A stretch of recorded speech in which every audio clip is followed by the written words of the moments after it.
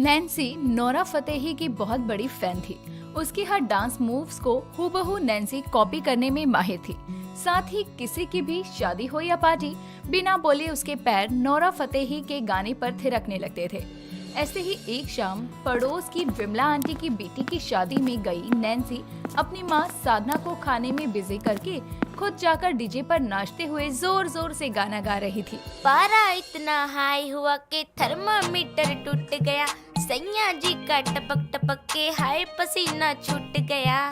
Nancy का dance देखकर वहाँ मौजूद लड़के जोर जोर से चिल्लाते हुए बोलते हैं, हाय गर्मी। डांस फ्लोर से इतनी तेज आवाज आने पर साधना डीजे के पास जाती है और देखती है कि उसकी बेटी लड़कों के बीच मटक मटक कर डांस कर रही है। ये देखकर साधना उसका हाथ पकड़कर सीधा उसे घर लाती है और उससे बोलती है, तेरी खुद की शादी थी क्या? क्या हुआ माँ, आप ऐसे मुझे अचानक पकड़ कर क्यों ले आई? क्यों ले आई? अरे शर्म है, कैसे लड़कों के बीच गंदे गंदे गानों पर नाच रही थी? अच्छा लगता है ऐसे?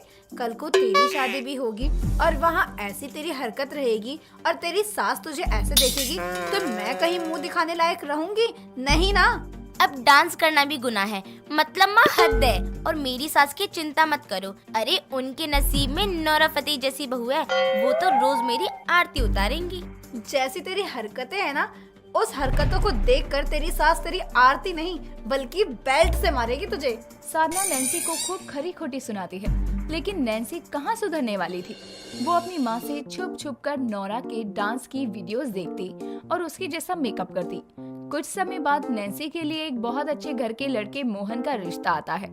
साधना भी बिना देरी किए 1 महीने बाद ही उनकी शादी कर देती है। शादी जल्दबाजी में हुई थी, इसीलिए लड़के की माँ राधा अपनी बहू के आने की खुशी में रिसेप्शन की पार्टी रखती है, जहाँ डीजे पर नोरा का गाना दिलबर चल रहा था, जिसको सुनकर नैन्सी घूंघट हटाकर सीधा डांस फ्लोर पर जाकर नाचने लगती है। अब तो होश न खबर है, ये कैसा असर है, तुमसे मिलने के बाद दिलबर, तुमसे मिलने के बाद दिलबर।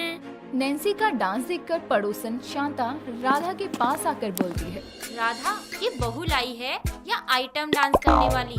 उस एक्टर नोरा फतेही को बहू बनाकर लेकर आई है। वो शांति बहन, मेरी बहू को बोरा फटेगी पसंद है ना, इसीलिए उसके गाने पर खुद को रोक नहीं पाती। अरे लेकिन अपने ही रिसेप्शन पर ऐसा डांस, तौबा तौबा। वैसे अब इस वजह से तुम्हारी मुंह दिखाई की रस्म खराब हो गई, क्योंकि बहू का मुंह तो छोड़ो, उसका नाच भी पूरे मोहल्ले ने देख लिया। एक तरफ शांति अपनी पड़ोसन से ताने सुन रही थी, तो वहीं नैन्सी के पति मोहन को भी उसका एक दोस्त राघव बोलता है, भाई भाभी तो बड़े अच्छी लेकर आया है, बिल्कुल नोरा फतेही की तरह नाच रही है, कमर देख क्या से लचक रही है, उसी की तरह सेम डांस और चेहरा भी बिल्कुल उसी की तरह दिखता है।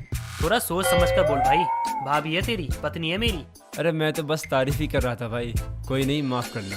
रिसेप्शन पर तमाशा होने पर मोहन नैन्सी का हाथ पकड़कर उसे कमरे में ले जाता है और गुस्से में उस पर चिल्लाते हुए कहता है, तुम क्या कोई आइटम डांस करने वाली एक्ट्रेस हो जो गाना सुनकर स्टेज पे चली गई? अरे भूल गई थी क्या कि तुम्हारा ही रिसेप्शन है और लोग तुम्हें यहाँ बधाई देने आए थे, ना कि तुम्हारा डांस देखने। माफ करना मोहन जी, वो मैं जहाँ भी नोरा फतेही का गाना सुनती हूँ ना, तो मेरे से रुका नहीं जाता, डांस निकल जाता है।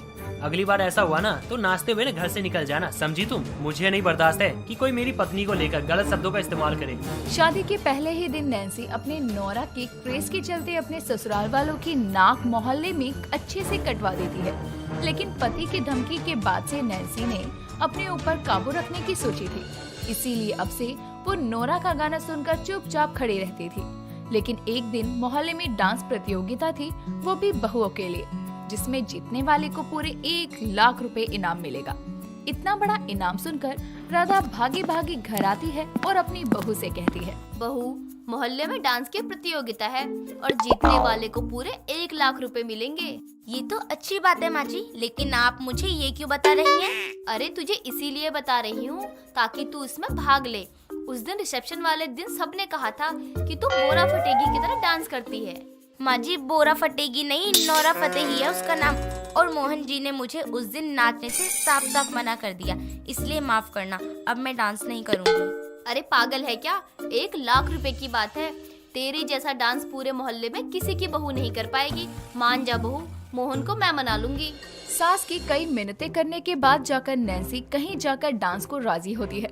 वहीं शाम को राधा मोहन को भी पैसों का लालच देकर राजी करवा लेती है। अब नैन्सी कुछ अच्छे गाने चलाकर डांस की प्रैक्टिस करती है और आखिरकार प्रतियोगिता का दिन आता है, जहां मोहल्ले की सभी बहुएं डांस करती है। उन सब के बाद बारी आती है नैन्सी की, जो डांस करते हुए अपने पति को देखकर गाना गाती है।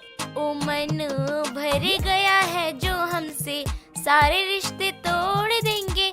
जिस दिन आदत बनेंगे उसी दिन ही छोड़ देंगे। हंसने ना देंगे तुम्हें, रोने ना देंगे। नैन्सी की आंखों में गुस्सा देखकर मोहन की आंखें झुक जाती है, लेकिन इस प्रतियोगिता में सबसे अच्छा डांस नैन्सी ने ही किया था, इसीलिए वो जीतती है।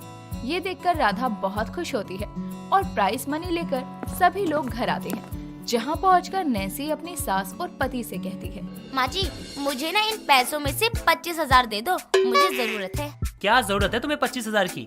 या फिर तुम ये दिखाना चाहती हो कि ये तुम्हारे जीते हुए पैसे हैं तो तुम ही खर्च करोगी? ऐसा होता तो 25,000 नहीं पूरे 1 लाख मांगती, लेकिन मुझे 25,000 ही चाहिए।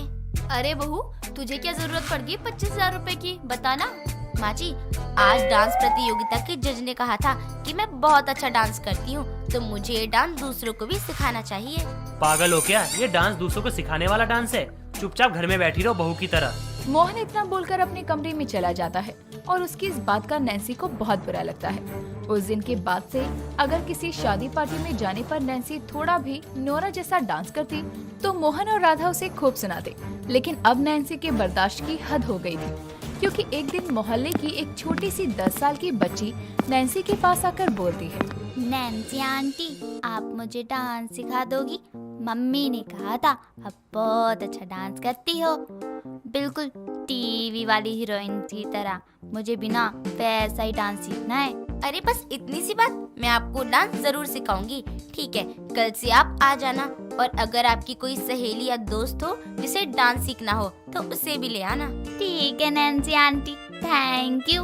बच्ची के जाने के बाद जैसे ही नैन्सी पीछे मुड़ती है तो सामने मोहन और राधा खड़ी थी, जो नैन्सी के इस फैसले को सुनकर उससे बोलते हैं, तुम्हें मना किया था ना कि नूरा फतेही बनने की कोशिश मत करो। लोगों के बच्चों को ऐसे कमर मटकाना सिखाओगी? हाँ बहू, मोहन सही कह रहा है। चुप, एकदम चुप। जब इस डांस से आपको पैसे मिले तो मुझे पूरे मोहल्ले के सामने नचवा दिया।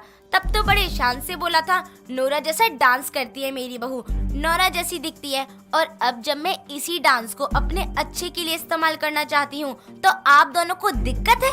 पर बहू, परवर कुछ नहीं। अगर आप दोनों ने मुझे ये डांस एकेडमी खोलने नहीं दी तो मैं मोहल्ले वालों को बता दूंगी कि उस दिन प्रतियोगिता में जीते पैसे आप दोनों ने रख लिए और मुझे एक फूटी कौड़ी भी नहीं दी। साथ ही मुझे मेरे ससुराल वाले प्रताड़ित कर रहे हैं। नैन्सी के ऐसे बोल सुनकर मोहन और राधा सच में डर जाते हैं और उसको